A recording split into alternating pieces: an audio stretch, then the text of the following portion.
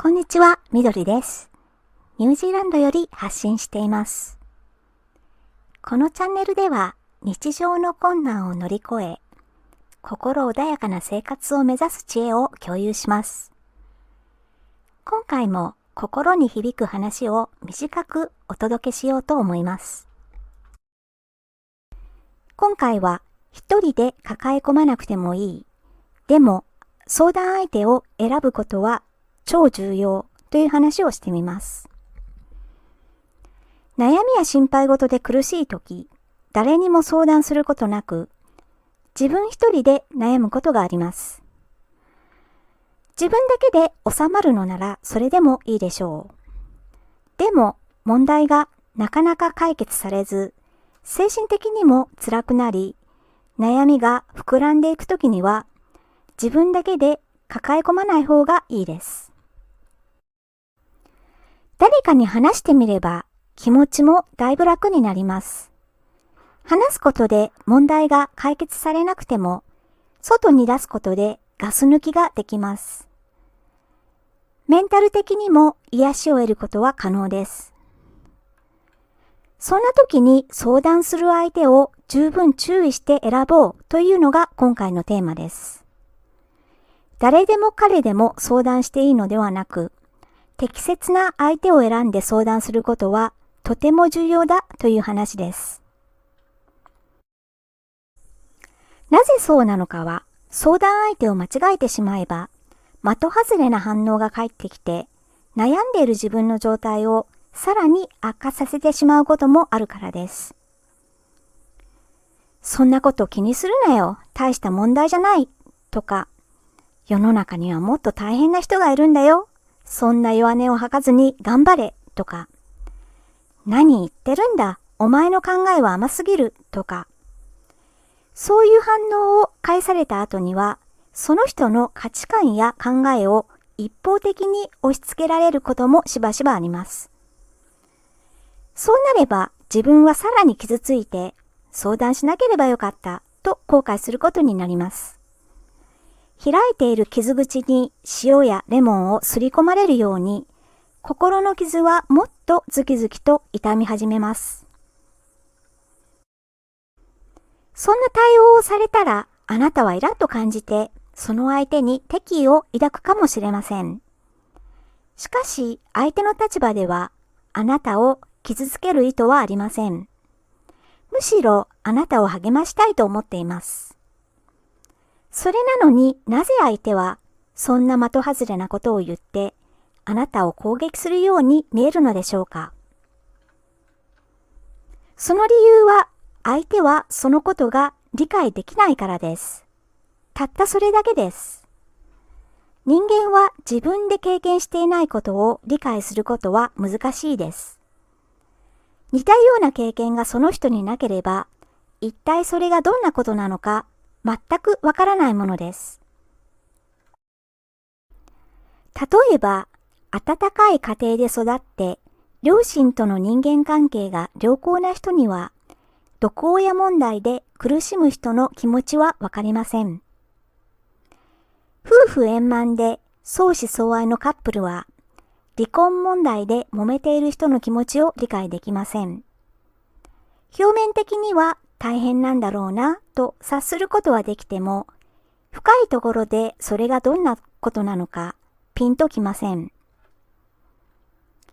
子供を持たない人には子育ての問題で大変苦労する人の気持ちは全く理解できないものです。自分自身がパニック症を経験したことがなければ、パニック発作になった時、どんな不快で恐怖な感覚を経験するのか想像もつきません。でもそれは当然のことです。自分が経験したことのないことは理解不能だからです。相談された相手の立場ではわからないことを言われて困惑してしまいます。どう対処していいのかわかりません。場合によっては恐怖に感じることもあります。そうなれば自然と引いてしまいます。意図してあなたを傷つける気持ちはありません。でもどう回答していいのかわからず、的外れなことを言ってしまったり、一方的に自分の考えや価値観を押し付けたり、不適当なことを言ってあなたを余計傷つけてしまいます。だからそういう相手には相談してはいけません。自分と似たような経験を過去にしていて、あなたの気持ちがよくわかる人、理解できないなりにもあなたを傾聴する姿勢があり、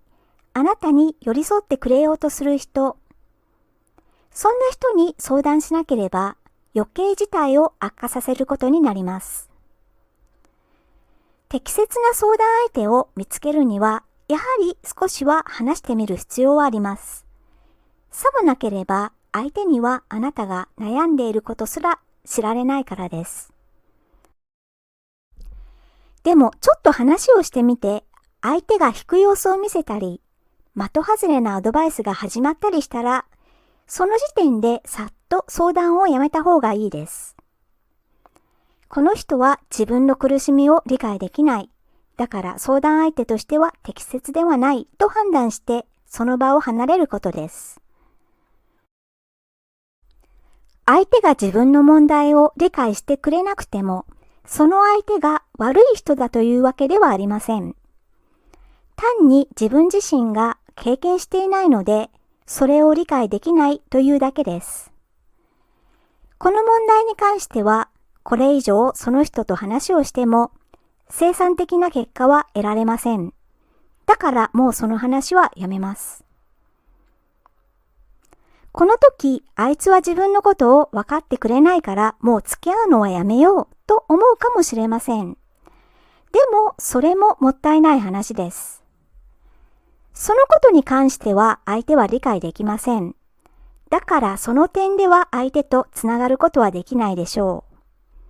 う。しかし別のことでは相手とシェアできることもあります。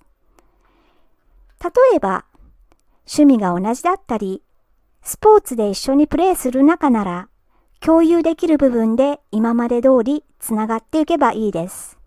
縁を切る必要などどこにもありません。血のつながりのある親兄弟や、これまでずっと親しくしてきた友人でも、自分のことを 100% は理解できません。人間は自分が経験したことでなければ、それがどんなことなのか、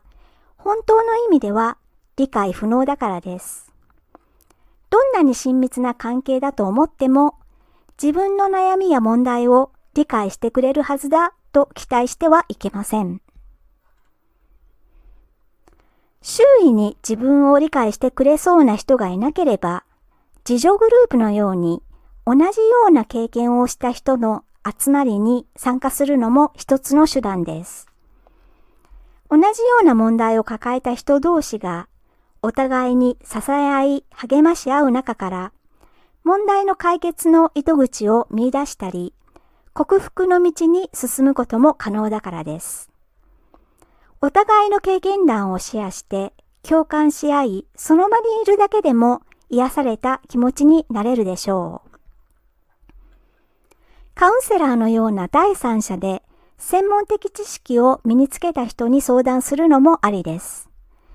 でもカウンセラーだからといって必ずしも自分を良い方向へ導いてくれるとも限りません。自分との相性もあるし、自分の問題の本質を理解できない専門家も時にはいます。このことを承知しておくことはとても大切なことです。ということで今回の話をまとめれば、自分一人で問題を抱え込み、悩み苦しむことはせず、誰かに相談することは大切です。しかし、相談相手を選ぶことも重要です。さもないと相談することにより、自分はもっと傷つくことになるからです。同じような経験をした人か、自分を傾聴して寄り添う姿勢がある人に相談するといいです。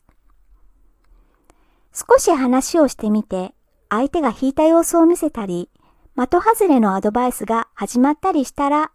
不適切な相談相手と判断して話をやめることです。周囲に適切な相談相手がいないのなら、自助グループや心理カウンセラーにお世話になるのもいいです。自分を理解できない人は理解できないからといって悪い人ではありません。人間は自分が経験したことがないことはわからないものなので仕方ありません。その点では相手とつながることはしなくても別の共有できる点でシェアすればいいです。ということで今回は一人で抱え込まなくてもいい。でも相談相手を選ぶこともとても重要だという話をしてみました。最後まで聞いていただきまして本当にありがとうございました。次回も役立つ情報をお届けする予定です。応援いただけると嬉しいです。よろしくお願いいたします。ニュージーランド在住のみどりでした。それではまた次回まで。